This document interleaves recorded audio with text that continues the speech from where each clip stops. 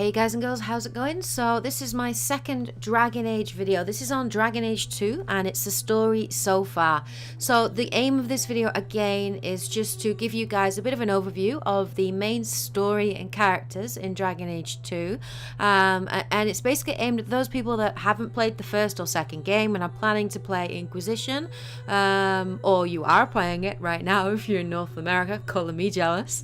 Or if you have played the games but you just want a bit of a recap. So suffice it to say, there are spoilers galore in this video.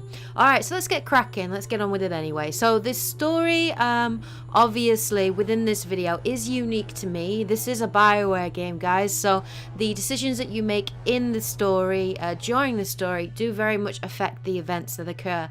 So while there are certain key things that are the same across the board, there are certain decisions that I made in this story that are going to be a little bit different. So Dragon Age 2 is very, very different to Dragon Age 1. It's got a very different overall sort of feel and theme, whereas Origins revolves around this idea of a great evil that must be fought and killed. Dragon Age 2 is much more about the characters, and it's a lot more about political intrigue and human weaknesses, and it's not really a black or white tale of good and evil. It's much grayer than that, and it predominantly revolves around the escalating tensions between the mages and the Templars, which basically comes to a head at the end of the game. So the story spans about a decade in total, about 10 years, and it follows the experiences of the main character, a guy called Garrett Hawke, who ultimately becomes known as the champion of Kirkwall. Now in my game I played as a mage character because that just felt like it was right for the story and for his experiences. Now the actual game is split into 3 acts, so I'm going to tell you basically what happens in each one. Now we do obviously start with a prologue, and at the beginning of the story it sort of shows you 2 characters. You've got Cassandra Pendergast, and she's basically a seeker, sort of a warrior type character, and then you have a dwarf by the name of Varric Tethras. Now it starts off with an interrogation, and Cassandra is basically interrogating Varric to find out where the champion of Kirkwall actually is, and she wants him to tell her about the actual events that happened in Kirkwall that affect, you know, the situation at the time. So it basically, the way the story is told, it's sort of told in flashbacks throughout the game, and occasionally it will cut back to Varric, and the overall story is sort of told through the perspective of Varric, who is obviously, you know, the one of the best friends of Hawke. So let's get started anyway. So at the beginning of the prologue, when he flashes back, it actually starts, the game begins right near the beginning of Dragon Age Origins, and it actually takes place just after the Battle of Ostagar. Now Hawke, his mother, brother and sister are fleeing from the town of Lothering, which has been attacked by the Darkspawn after the battle, and Lothering is basically being completely destroyed and pillaged, and you're pretty much fighting your way out of the town and through the sort of roads through the Darkspawn, and ultimately your family decide that they're going to try to seek safety in Kirkwall, which is quite a big city, because your uncle actually lives there. Now as you're fighting through the Darkspawn and on your journey, you actually meet 2 new characters. You meet Aveline, Valen, and her injured husband Wesley. Now Wesley is a member of the Templar Order, so straight away he looks at you with a form of suspicion because you're a mage, and Templars don't really trust mages at this time. Ultimately, as you're fighting your way through, you become overrun and surrounded. There are too many Darkspawn to fight to make it out. However, you are saved by a high dragon, a huge purple dragon that flies down, picks up the Darkspawn, breathes fire and everything. It's a really cool scene. Actually, it turns out that the High Dragon is none other than Flemeth herself, the Witch of the Wilds. She basically strikes a deal with you, and she agrees to take you to safety, to take you to a town called Guaran, where you can then get a ship to Kirkwall, if you agree to carry a special amulet amulet, to a Dalish keeper in the Three Marches. Unfortunately, Wesley is struck down by a Darkspawn blade and therefore is tainted, and ultimately Aveline is forced to kill her husband, and you do agree to this deal with Flemeth, and she magics you out, flies you out, whatever she does, she takes you to safety. It then cuts to you arriving in Kirkwall after being on a ship, and as you get to Kirkwall, the city is clearly in chaos because all the refugees from Ferelden are fleeing the Darkspawn, and they're all trying to enter Kirkwall, and they're being refused entry. So as soon as you get there, you're refused entry. You're not allowed inside Kirkwall, and ultimately you have to call for the help of your uncle, and your uncle appears.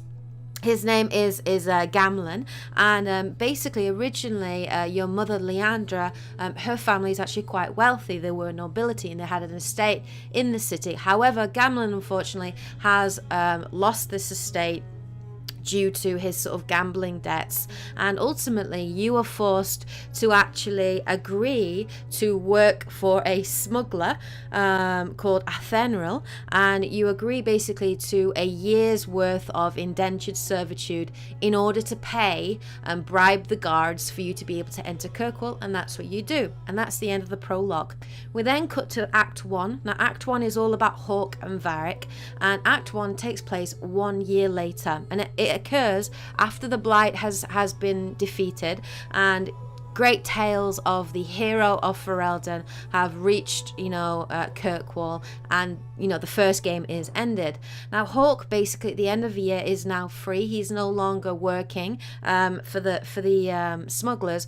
However, he has gained a lot of reputation as a man that gets the job done, and unfortunately the family is still living in poverty in Lowtown with their uncle, and it is basically Hawke's goal to protect his mother, to support his mother, and his ultimate goal is to regain his estate, regain his nobility, and in order to do that he needs money. So he meets up with a dwarf called Bartrand Tethrin, and he's planning an expedition into the Deep Roads. Because the Darkspawn have been defeated, the Deep Roads are not as dangerous as they would usually be in the middle of a blight, because that's where the Darkspawn comes from, and they're basically planning an expedition into the Deep Roads in order to basically loot for treasure and any sort of relics that they can sell off and make money on. Now obviously it's a great opportunity for Hawke, so he tries to get in on that deal, and Bartrand doesn't want to have anything to do with him, and he refuses to hire him in his party. You then actually meet Varric. Now Varric is the brother of Bartrand, and he becomes one of our best friends in the game. He's one of my favourite characters in Dragon Age 2. I absolutely love him, so I can't wait to play with him in Inquisition. I'm so excited. I love Varric, he's brilliant. And Bianca, which is the name that he gives to his crossbow, and it's just epic. But anyway, we talk with Varric, and Varric basically reveals that the only way that Bartrand is going to accept us as a member is that we need two things. We need to get 50 sovereigns, and we also need a map which details the Deep Roads, so that the mission is going to be much more successful and it won't be as dangerous. So suffice it to say, the majority of the rest of Act 1 is all side missions. It's us doing things, helping people, getting money in order to get those 50 sovereigns. Now Varric discovers a rumour that a Grey Warden is within Kirkwall, and obviously the Grey Wardens are also very famous for exploring the Deep Roads and killing Darkspawn. So Varric obviously tells you to go and speak to the Grey Warden and to try and get some kind of deal where I'm sure he will have a map that basically maps the Deep Roads. So you end up getting the 50 sovereigns, and then we also track down the Grey Warden, and the Grey Warden's name is Anders. He's an ex-Grey Warden actually, and he is also a mage, and he's very, very bitter against the Templars, and he wants mages to be free, to be independent. He has a strong hatred for the circle of magi because he just feels like they've been controlled and tethered and dominated by the Templars and by the Chantry. So what he basically does is he agrees to give you the map if you will help one of his friends that's been captured by the Templars and is being held in the Chantry. Suffice it to say, you go to rescue his friend. Shit goes down. It doesn't go very well. His friend, unfortunately, has been made tranquil, which is basically when they sort of numb all the emotion out of a mage, so they can't tap their real power, their raw potential.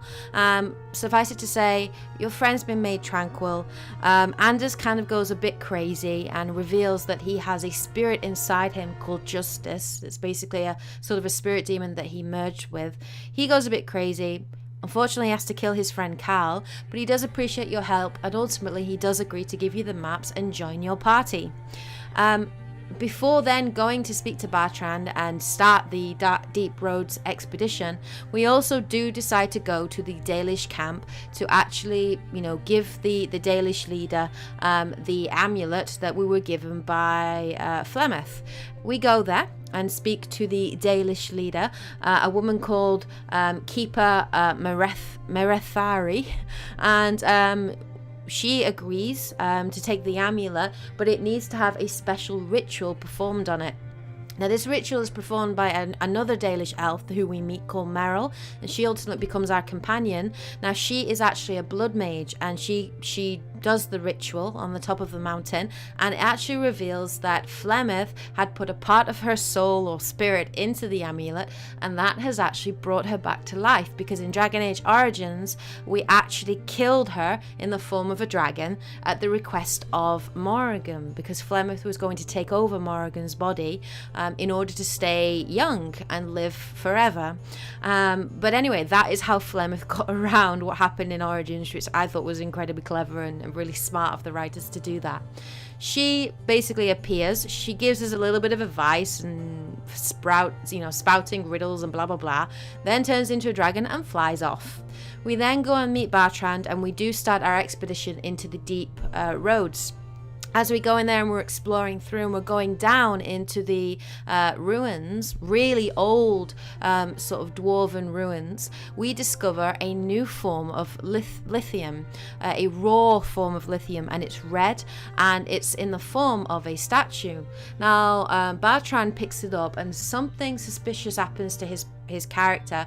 Ultimately, it sort of corrupts him. He ends up betraying Varric, locking us into the ruin, and running off with this special idol, special relic, and we ultimately have to sort of fight our way out and find our way out of the ruins, by finding a key. And in the process, we discover a rock wraith who we ultimately betray and kill, and also we discover all this treasure, and eventually, after a few weeks, get out of the Deep Roads and return to Kirkwall. And that is the end of Act 1. Now in Act 2, that continues 3 years later, and what's happened is, using that treasure, Hawke has been able to gain wealth, gain power, and is now actually has bought his way into nobility, and his family have moved into the Hawke estate in Hightown. In Act 2, we actually meet 2 new companions. We meet Fenris, who is an ex-slave and an elf warrior, and he's on a mission to sort of escape or possibly kill his old master. And we also meet Isabella, who is a human, and she's a pirate, and her ship was shipwrecked as she was looking for a special kind of relic, which I will mention more of later because that becomes a big plot point. But it basically went wrong when she was trying to find this relic, and the person who hired her is very pissed off and is out for blood if she can't get this relic to save her own ass. Now, the overall arching sort of idea in this is, after the 3 years, the tensions between the mages and the Templars is worsening. Now, the Templars are led by Knight Commander Meredith, and she is slowly putting more control and more restrictions on mages, curfews, strict punishments and executions for those mages that turn to blood magic, stronger controls on the circle of magi, forcing mages to become sort of tranquil, and those kinds of things. So tensions are definitely worsening, and a lot of that can be seen in a lot of the side missions that take place, where you see mages that have been abused and Templars that have been killed by blood mages, and it's just, you can see it escalating, you can feel it bubbling under the surface. At the same time as well, there is another heightened tension because a group of Kunari had been shipwrecked on the coast. Their dreadnought had been shipwrecked, and they have been granted, passage, or have been granted permission to stay in Kirkwall in a sort of cordoned off area in Lotan. Now they are led by a leader. His name is the Arishok, that's the name of him, and they remain in the city, they don't leave, and a lot of people are very suspicious, particularly the leaders, of why they're staying and why they're remaining. As time progresses, a lot of people start to convert to the Kun, which are the beliefs of the Kunari. A lot of elves, a lot of blood mages, a lot of different people are going to them for protection, for guidance.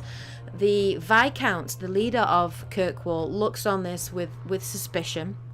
And the Chantry as well are very suspicious of this because they believe they're losing a lot of people, a lot of their faithful. Now what happens is the son of the Viscount, a guy called Seamus, actually converts to the Kun and wants to live with them. Ultimately, he is captured in a sort of a conspiracy, and he is actually murdered by Sister Patrice, who is a Chantry sister. She's trying to use his murder to frame the Kunari in order to start a conflict and a war. Now Seamus is killed, the Kunari react in vengeance and kill Sister Patrice, and the Arishok uses this as an excuse to basically decide to purify the city, because he's been looking on with discontent at all the corruption and crime and greed and everything that exists within the city, and he decides basically to take over control of the city, so he starts attacking. It ends in a bloodbath. The Kunari are attacking people in the streets, and ultimately, with the help of the Knight Commander Meredith and also the first enchanter Orsino, we actually fight our way to the keep. Unfortunately, we arrive there too late, and the Viscount is actually murdered. He's beheaded, and ultimately it is revealed that the Kunari were actually in Kirkwall because they were looking for a special relic, which was called... They were looking for a special relic which was called the Tomb of Coslan. Now that's the relic that Isabella was actually trying to get. We do actually find the relic with Isabella, and she does a runner. Now that pissed me off because I romanced Isabella as my male hawk. So I felt betrayed, but she does come back with the book, with the tomb, and she doesn't actually betray Hawk in the end, and she gives the book to the Arishok, and you're thinking at that point, great, everything's resolved, he's got the tomb, no problem. Sadly, he still wants vengeance, and he actually says that he wants to take Isabella as a prisoner, and we can only assume torture and kill her. I refuse. There's no way I'm giving over Isabella. And ultimately, Hawk is forced into a fight with the Arishok. I do actually defeat him and kill him. And the Kunari actually leave Kirkwall. And at the end of it, Hawk is declared the champion of Kirkwall, and in the process gains the respect of the Templars, the Mages, and the Chantry. And that's the end of Act 2. Act 3 continues 3 more years later. Now, it's revealed at the beginning of Act 3. Now, this is the beginning of the Mage-Templar War, and this is really when all those tensions come to a head. Now, after the Viscount was killed, Knight Commander Meredith has taken control of the city. She's taken over control of the leader. She's basically put the Templars in a position of authority, and she's clamped down on the mages significantly, and she's sort of become this sort of tyrannical leader. Now this has led to an increase in sort of mage unrest, mage rebellion. Some mages have actually turned to blood magic in desperation. Even some Templars are suspicious of Meredith, and sort of see her as a bit crazy and a bit power hungry, and there is a conspiracy against her, which we do uncover.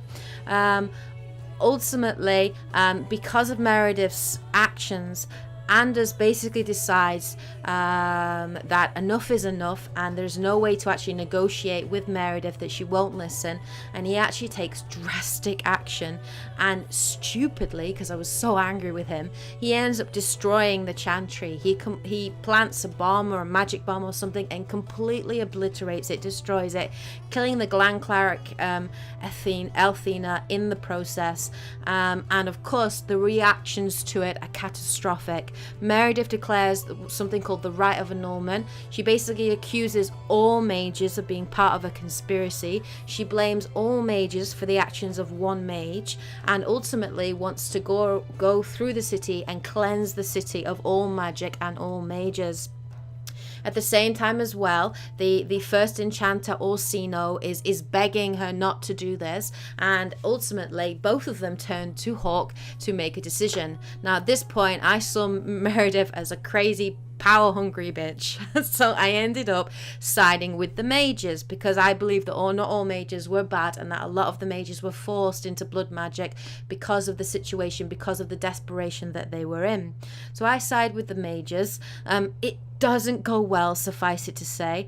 I am able to fight off the mages. I am able to fight off the Templars initially. I ultimately spare Anders' life, even though I was very angry at him. I can't bring myself to kill a friend, and I decided to allow him to fight in my team to regain some form of atonement, by helping me stop this bloodbath.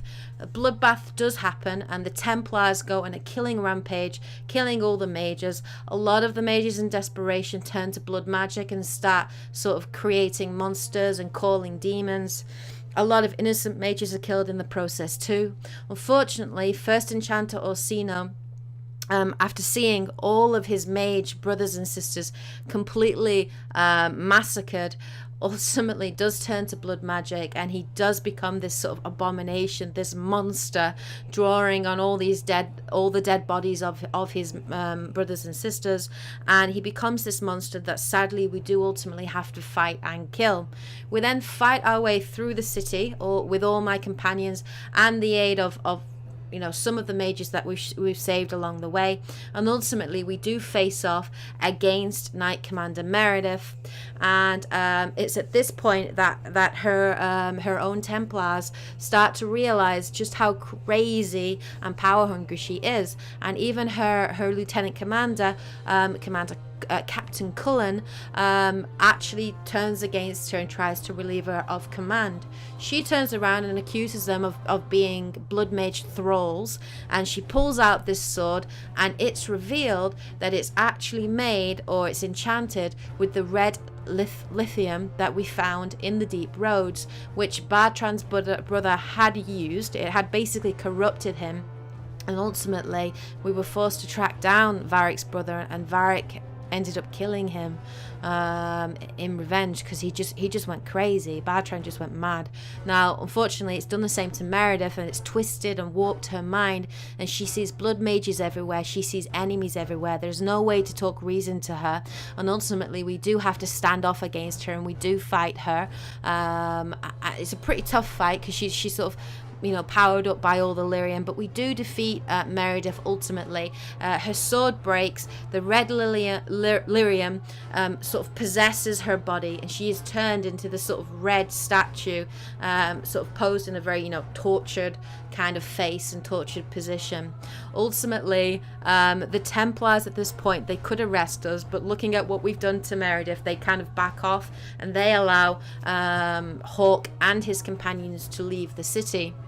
It then flashes back to Varric and Cassandra, and Cassandra has changed her opinion of Hawke. At the beginning, she saw Hawke as sort of a villain, but by the end, she actually realizes that the Mage Templar War was not started by Hawke, that he actually tried to stop the war, but that ultimately it occurred because of the actions of Knight Commander Meredith, Anders, and the Red Lyrium, the idol. And ultimately at the end of it, it is revealed that the circle of Magi have become completely independent, that they've gone crazy, and the Templars as well have also become independent of the Chantry, and they are in the midst of an all-out Mage Templar war, which has spread across the world. And ultimately Cassandra is trying to track down and find the Grey Warden, and also Hawke, the champion of Kirkwall, in the hopes that Hawke will be able to talk some reason into the mages, with him being a mage himself and with him being there at the start of the events. And that is how Dragon Age 2 actually ends and leads into Dragon Age Inquisition. Okay, so that's basically the story of Dragon Age 2. Hope you guys enjoyed that or found it interesting. I tried to keep it as punchy and detailed as possible, as I say. Alright guys and girls, so I will definitely be back with Dragon Age Inquisition gameplay, reactions, all that good stuff. It comes out on the 21st of November, which is on Friday. I absolutely can't wait for it. I'm so excited. I really am. It's going to be amazing. Alright guys and girls, have a great day as always. Take care, and as always, happy gaming!